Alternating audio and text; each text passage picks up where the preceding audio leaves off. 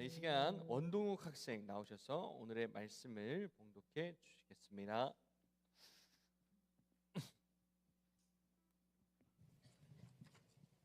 오늘 우리에게 하나님께서 주신 말씀은 빌립보서 1장 3절에서 6절의 말씀입니다. 하나님의 말씀을 경청하십시오.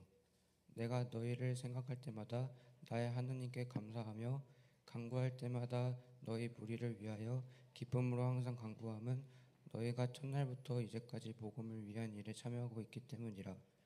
너희 안에서 착한 일을 시작하신 이가 그리스도 예수의 날까지 이루실 줄을 우리는 확신하노라.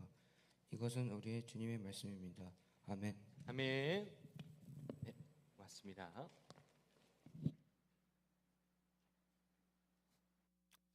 할렐루야. 네, 오늘 또 하나님께서 우리에게 은혜 부어 주실 줄을 믿습니다. 아멘. 네, 오늘 또 하나님을 예배하는 주일입니다. 여러분, 주일이 왜 주일일까요? 네, 주일은 주님의 날이라는 의미를 가지고 있는데요. 어떤 주일이 그럼 가장 행복할까? 한번 따라해 보겠습니다. 하나님을 예배할 때 행복합니다. 다시 한번 하나님을 예배할 때 행복합니다. 주일은요, 주님의 날이에요. 부활하신 예수님, 사망 권세 깨뜨리신 예수님, 그분을 향한 우리의 기쁨과 감사가 고백되어질 때 우리는 이 주일에 하나님께서 주시는 은혜들을 누리며 참된 행복과 만족을 가진다라는 것이지요. 여러분, 우린 종종 착각해요. 세상을 살아가다 보면 내가 원하는 것을 다 누리면 행복할 거야. 내가 가지고 싶은 거 다 가지면 그때 행복할 거야. 그러니 그것들을 잡으려고 자꾸 애를 쓰게 만들어요.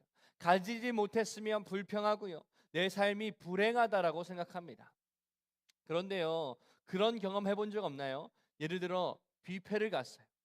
내가 먹고 싶은 모든 게 다 차려져 있어요. 이것도 있고 저것도 있고 뭐 피자도 있고 치킨도 있고 파스타도 있고 내가 먹고 싶은 게 다 있어. 그런데 막상 다 먹고 나면은 속이 좀 불편한 거예요.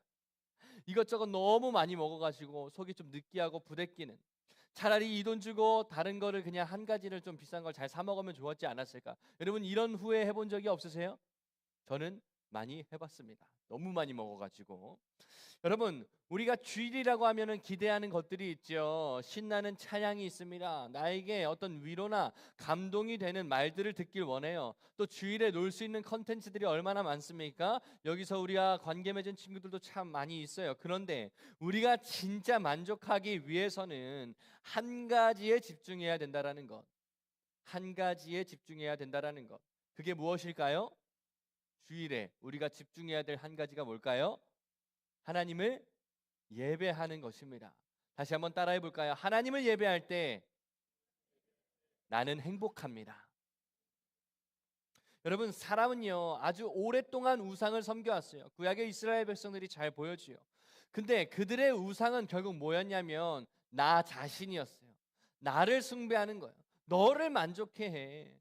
너가 원하는 것을 누려. 이게 너한테 좋은 거잖아. 그럼 그걸 선택해. 여러분, 그렇게 계속해서 사탄은 사람을 유혹해 왔어요. 그렇게 또 우리는 세상을 살아가면서 지금도 계속해서 나 자신을 섬기라는 그런 메시지를 계속해서 듣고 있다라는 겁니다. 그런데 정말 그러면 행복하냐는 거예요. 나를 섬기면, 내가 잘 살면, 내가 원하는 것을 다 누리면, 내가 가지고 싶은 것을 다 가지면 과연 정말 내 영혼이 행복할까? 잠깐의 만족은 있을지 몰라도 그 기쁨이 언제까지 갈까? 10만 원만 있으면 예전에 행복했는데 이젠 100만 원, 100만 원은 있어야겠어. 100만 원을 가지고 나니까 행복했는데 이제는 1000만 원을 가져야겠어. 여러분, 무언가를 가져야만, 곧 소유해야만 행복하다면 여러분, 왜 이미 가진 것에 대해서는 감사하지 못할까요? 왜 여전히 나는 많이 가졌음에도 불구하고 감사하지 못하고 내 삶이 불행하다고 생각할까요? 여러분, 지금도 전 세계의 3분의 1은요 내일 무엇을 먹어야 할지를 걱정하며 살아간대요. 그렇다면 무엇을 먹을까 너무 많아서 선택해야 되는 우리의 입장이라면, 여러분들의 입장이라면 적어도 그 3분의 1 사람들보다는 행복해야 되는 거 아닙니까? 그런데 그다지 그렇지 않다라는 거. 그래서 우리가 수련회를 통해서 한 가지 배웠습니다. 뭐 기존에 하나님을 뭐 잘 예배하고 교회 행사 열심히 참여했던 친구들, 아니면 하나님을 잘 몰랐던 친구들 상관없이 우리가 그 수련회 가운데 온전히 하나님을 바라보고 다 같이 한 마음 한 뜻으로 하나님을 예배하기로 작정할 때 비로소 나의 영혼이 만족한다라는 거예요. 그러니까 내가 무엇을 어떤 것을 체험 받아야지, 가져야지 행복한 게 아니라 오히려 내 것을 드릴 때, 오히려 하나님께서 나를 창조하신 목적대로 내가 하나님을 영화롭게 할 때, 하나님을 찬양할 때 우리의 영혼이 그 하나님의 은혜 안에서, 그 하나님의 사랑 안에서 참된 만족과 기쁨을 누렸다라는 겁니다. 여러분, 우리의 갈급한 마음을 유일하게 만족시킬 수 있는 분이 누구십니까? 예수님이신 줄 믿습니다. 그 예수님의 사랑, 그 예수님의 용서, 그 예수님의 안아주심, 그 예수님과 교제함을 통해서 우리의 영혼이 비로소 평안하다라는 거예요. 오늘 그 주님을 만나시길 소망합니다. 우리 이렇게 인사할까요? 예수님을 만납시다. 예수님이 기다리고 있습니다. 오늘 말씀 3절에서 5절의 말씀을 함께 보겠습니다. 우리 함께 읽어볼까요? 시작! 내가 너희를 생각할 때마다 나의 하나님께 감사하며 간구할 때마다 너희 무리를 위하여 기쁨으로 항상 간구함은 너희가 첫날부터 이제까지 복음을 위한 일에 참여하고 있기 때문이라. 아멘. 여러분, 제가 여러분을 통해서 가장 그 감동을 받는 순간이 있어요. 그게 언제일까요? 뭐 중간고사, 기말고사 기간에 전도사님 저 100점 맞았어요. 뭐 그런 성적표를 저한테 들고 오면 물론 저는 잘했다고 고생했다고 칭찬을 해주겠지만 제가 진짜 감동받는 순간이 언제일까요? 저는 이럴 때 감동을 받아요. 이번에 수련회를 마치고 여러분이 간증들을 써냈는데 너무 귀한 거예요. 그 속에 담긴 고백이 이렇습니다. 하나님이 저를 만나 주셨어요. 하나님이 이런 감동을 저한테 주셨어요. 하나님의 은혜에 너무 감사해서 이런 결단을 하게 됐어요. 여러분이 그 하나님의 은혜를 받고 그 하나님의 은혜에 반응하는 모습들을 볼 때 전도사님 가운데 큰 감동이 있어요. 저도 제 삶이 있을 거 아닙니까? 저도 넘어지잖아요. 저도 하나님 앞에 제 연약한 모습을 보면서 나 같은 게 무슨 전도사라고 난 자격이 없어 이렇게 좌절하고 스스로 낙심할 때가 많습니다. 이번 수련회도 마찬가지죠. 주님 도와주시지 않으면 저는 쓰레기 같은 설교밖에 할 수가 없어요. 막 이러면서 하나님 제발 도와주세요.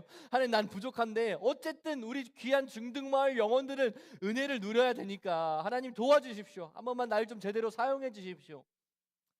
정말 여러분의 간증을 보면서 정말 하나님께서 하셨구나.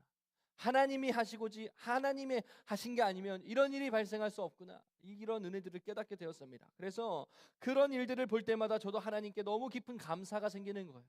하나님 너무 감사해요. 하나님 정말 응답해 주셨네요. 하나님 정말 만나 주셨네요. 그리고 그 기쁜 마음을 가지고 오늘 3절 4절의 말씀처럼 하나님 앞에 간구하게 됩니다. 우리 친구들이 그 마음 잃지 않게 해주세요. 그때 만나 주셨던 하나님이 그들의 삶 속에서도 일상 가운데서도 함께 하시는 하나님이라는 것을 잊지 않고 살게 도와주세요 하고 계속해서 기도하지 않겠습니까? 사도 바울도 같은 마음이었던 것 같아요. 그 복음을 전했던 친구들이, 그 복음을 전했던 그 마을의 사람들이 하나님을 계속해서 예배하며 살아가는 그 간증들을 보니까 너무 감사한 거예요. 그리고 그 하나님 앞에 감사함과 동시에 간구했겠죠. 그 성도들이, 빌립보 교회 성도들이 하나님 더 잘 믿게 해주세요. 하나님 붙잡은 손 놓치지 않게 해주세요. 그렇게 기도하지 않았겠습니까? 저도 최근에 불평불만이 많았던 제 마음속에 그 수련회를 통해서, 여러분이 은혜 받음을 통해서, 또 여러분 가운데 하나님께서 역사하시는 일들을 보면서 그 감사가 회복됐다라는 거예요. 5절에 사도 바울이 무엇보다 기뻐했던 이유, 너희가 첫날부터 이제까지 복음을 위한 일에 참여하고 있기 때문이라 라고 말합니다. 여러분, 복음을 위한 일이 무엇일까요? 복음을 위한 일, 뭐 여러 가지 생각할 수 있겠죠. 봉사하는 것, 앞에 나와서 또 뒤에서 보이지 않는 것을 봉사하는 것, 교회에서 어떤 행사가 있을 때 열심히 참여하는 것, 학교나 친구나 가정 가서 예수님을 말하고 예수님에 대해서 전파하는 것, 그거 다 복음을 위한 일이겠죠. 그런데 여기서 첫날부터 참여한다라는 단어가 쓰였어요. 첫날부터 이제까지 복음을 위한 일에 참여하고 있대요. 이 말은 뭐냐면요, 우리가 복음을 위한 일이라고 하면은 어떤 대단한 일들을 생각하기 쉬운데, 봉사나 어떤 사역을 생각하기 쉬운데, 그게 아니라 복음을 경험하고 나서, 그리고 우리가 그 은혜를 받은 그 순간부터, 또 마음을 열고 복음을 믿었던 그 순간부터 우리는 복음을 위한 일을 이미 하고 있다라는 거예요. 복음을 위한 일은 하나님의 영광을 위해서 살아간다라는 것인데, 그것은 무언가를 하는 것에 초점이 맞춰진 게 아니에요. 복음을 위해서 내가 뭘 해야지, 열심히 노력해야지, 이게 아니라 오히려 복음을 듣고 또 다시 듣고 그 하나님께서 우리 가운데 주시는 은혜를 누리는 것이 가장 우선된 일이라는 겁니다. 하나님과의 회복된 관계 속에서 하나님이 나의 하나님 되심을 누리며 살아가는 것, 그것이 복음을 위한 일이라는 겁니다. 여러분, 봉사를 하면서, 여러 가지 봉사를 하면서 교회에서 활동하는 모든 친구들을 전도사님은 응원해요. 그런데 한 가지 기억했으면 좋겠어요. 여러분, 무언가를 하는 것, 내가 은혜를 누군가한테 끼치는 것보다 중요한 건 뭐냐면, 내가 은혜 입은 자로 사는 거예요. 내가 은혜 받은 자로 사는 거예요. 먹어봐야 그 맛을 설명할 수 있는 거예요. 여러분 보세요. 두쫑크를 안 먹어본 친구들은 이것에 대해서 막 많은 영상들과 어떤 맛인지 설명을 들었겠지만, 먹어봐야 진짜 어떤 맛인지 이해할 수가 있는 거예요. 이야기할 수가 있는 거예요. 마찬가지로 하나님이 얼마나 좋으신 분인지, 얼마나 은혜로우신 분인지, 여러분 그것을 우리가 듣기만 해서는 안 돼요. 우리가 경험해야지만 우리 주변 사람들 가운데 그 은혜 받은 사람이 어떻게 사는지를 보여줄 수 있다라는 겁니다. 마찬가지로 여러분이 하나님으로부터 오는 은혜들을 누리는 것이 더 중요합니다. 전도하고 싶어요. 하나님의 영광을 위해서 살고 싶어요. 그렇다면 여러분에게 날마다 부어주시는 하나님의 말씀을 먹고, 여전히 여러분의 삶을, 여러분의 마음을 포기하지 아니하시는 그 하나님의 은혜, 하나님 아버지의 은혜를 누리는 것이 우리가 그리스도의 영광을 높이는 방식, 우리가 복음을 위해서 살아가는 삶의 방식이라는 것입니다. 여러분, 신앙은 100m 달리기가 아닙니다. 신앙생활은 느리게 가면서, 오히려 느리게 가면서 내 주변 환경을 돌아볼 수 있는 산책과 비슷해요. 산책하면서 여러분, 내가 빨리 거기 가야지, 그렇게 생각하지 않잖아요.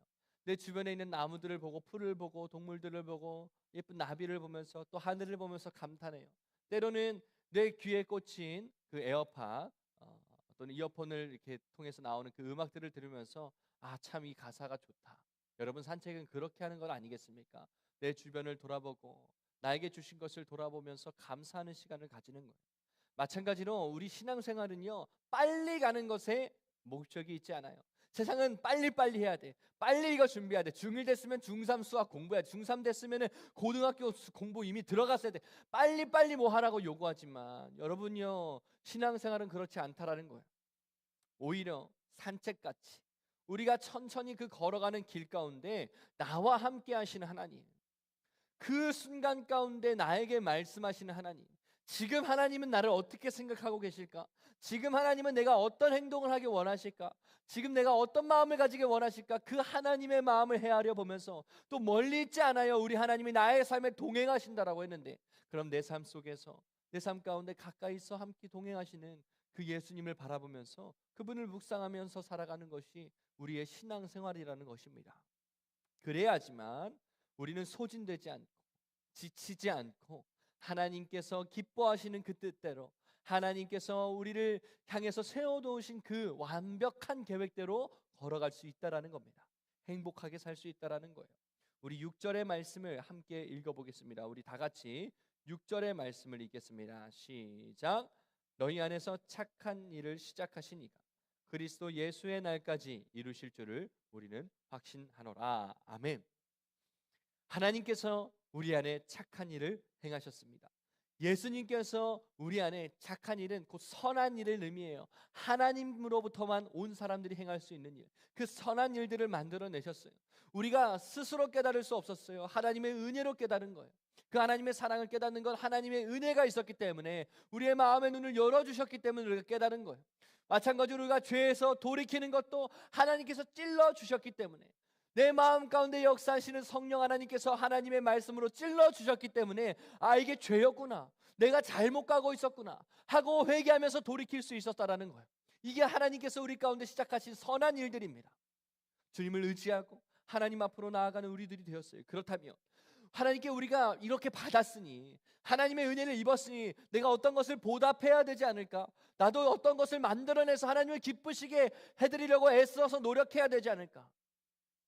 그런데 오늘 말씀은 말합니다. 그렇지 않아. 하나님이 시작하셨지 그 다음 너희한테 바톤을 주고 너희 보고 나가라는 게 아니야. 하나님이 시작하셨지 하나님이 너희들을 끝까지 책임져 주실 거야.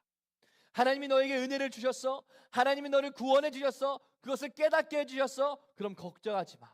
그 하나님이 처음부터 중간부터 끝까지 단 한 번도 우리의 삶을 놓치지 않으시고 끝까지 예수님 다시 오시는 그날까지 우리를 붙잡고 완성하신다라는 겁니다. 너희가 무엇을 이루는 게 아니에요. 우리가 무엇을, 우리 안에서 어떤 선한 일들을 이제 막 만들어가는 게 아니에요. 그것을 시작하신 예수님께서 우리를 끝날까지 붙잡아 주신다라는 거. 때로는요 우리가 힘들고 지치는 그 인생의 길을 걸어요. 우리가 예수님을 믿으며 살아가지만 여전히 내 주변에 믿지 않는 사람들이 더 잘 됐을 때를 볼 때가 있어요. 그때 얼마나 낙심됩니다. 하나님, 나는요? 왜 내 인생은요? 또 때로는 우리의 인간적인 연약함을 마주하면서 넘어지기도 해요.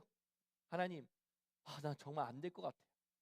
내가 몇 번을 기도했는데, 몇 번을 약속드렸는데, 나는 결단 드릴 때마다, 약속 드릴 때마다 또 하나님을 실망시켜드리고 말 거예요. 그렇게 우리 마음이 좌절될 때마다 하나님이 우리 가운데 말씀해 주신다라는 거. 괜찮아. 왜 저부터 기도도 안 했어? 뭐 이런 투가 아니라 괜찮아. 너희가 하는 게 아니야. 그건 내가 하는 일이야. 그래서 내가 나의 성령을 너희 가운데 보내지 않았니? 너희가 그리스도인으로 완전히 사는 게 아니야. 내가 너희를 완전하게 할 거야. 내가 너희를 끝까지 하나님 앞으로 달려갈 수 있게 붙잡아 줄 거야. 여러분, 그것을 믿으시기를 바랍니다. 그 사실을 바울이 확신한다라고 해요. 그의 인생길은 어땠나요? 그 어떤 사람보다도 예수님을 만나고 나서 그 삶이 좀 초라하게 바뀌었어요. 그 삶이 좀 불쌍하게 바뀌었어요. 가는 곳곳마다, 그 마을마다 사람들의 어떤 조롱을 받고 핍박을 받고 매도 맞고, 가는 길에 막 배도 파손이 되고 별의별 일이 다 있었어요.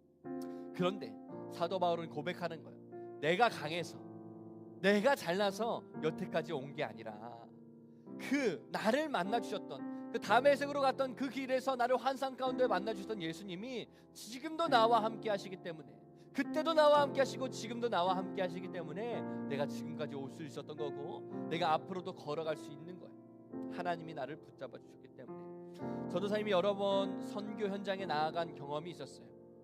몽골도 가보고 인도네시아도 가봤는데, 그런 나라에 가보면요, 시골길을 들어갈 때 그 도로에 그 우리나라의 도로처럼 반듯하고 단단한 도로가 있는 게 아니에요. 때로는 막 진흙탕, 모래 구덩이 같은 게 있어서 빗물이 있으면 고여 있고 진흙이 만들어져 있는데, 그 아주 울퉁불퉁한 그 길을 차가 갈 때가 있어요. 그러다가 차가 그만 그 진흙탕에 빠져버린 거예요.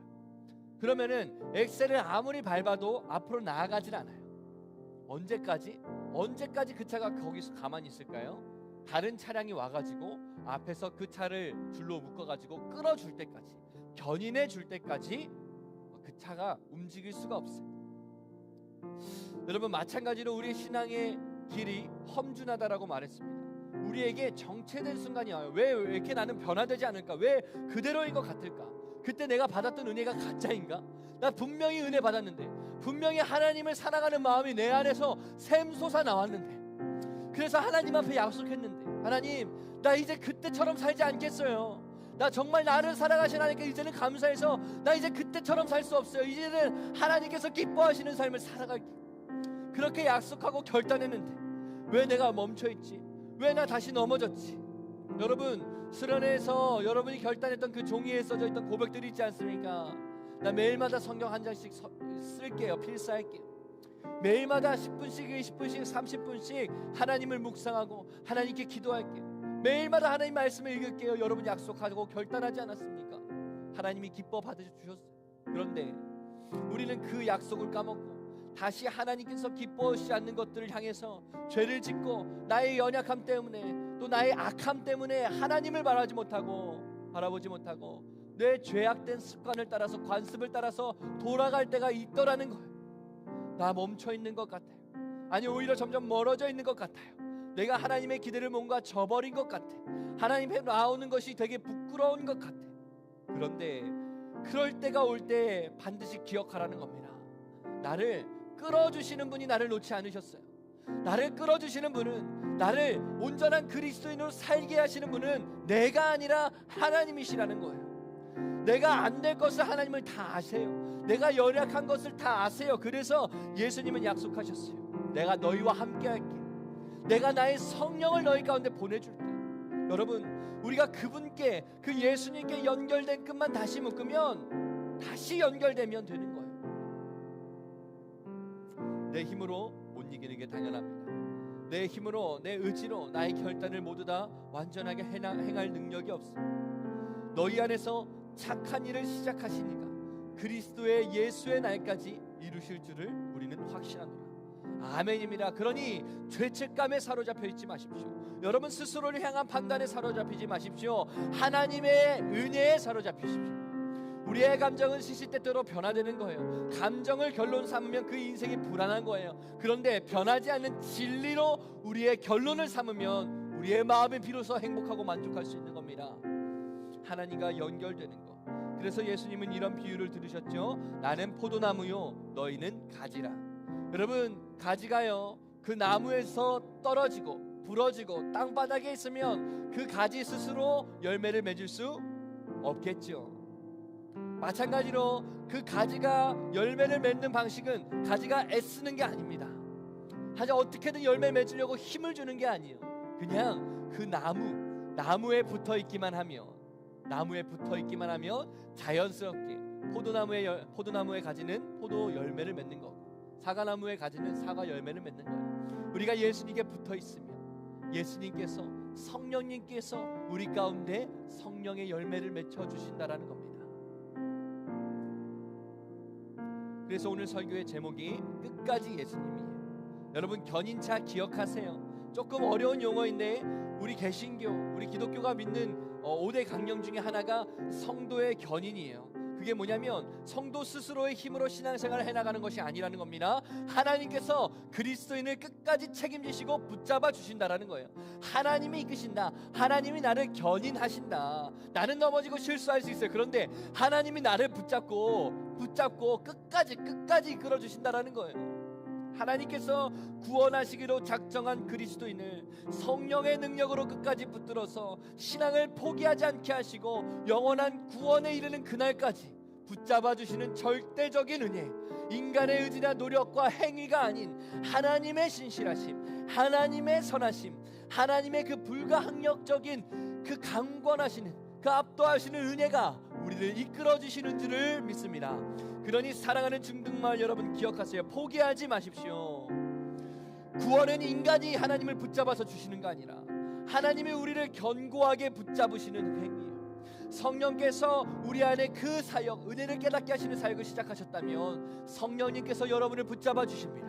그리고 마침내 완성시키실 거예요. 넘어졌나요? 실패했나요? 괜찮습니다. 하나님이 나를 버리시지 않아요. 우리가 여기에, 이 주일에 이 자리에 앉아 있는 것이 그 증거예요. 하나님이 여러분을 포기하지 않으셨어요. 다시 시작하면 돼요. 예수님께 나아가십시오.